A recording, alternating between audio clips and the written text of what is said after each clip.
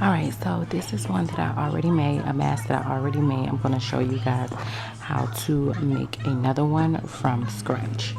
So you need 2 scrunchies, okay, bandana. So you're going to take a whole bandana and fold it one time.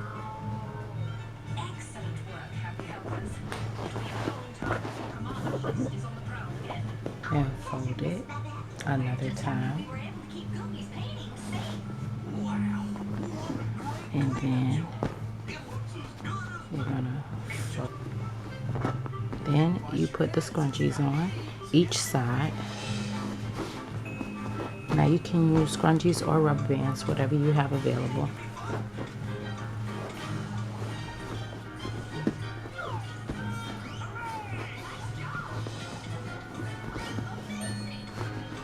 Then you take this side, fold it down.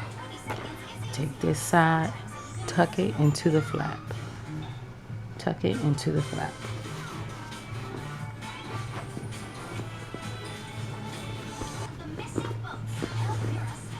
There's your mask.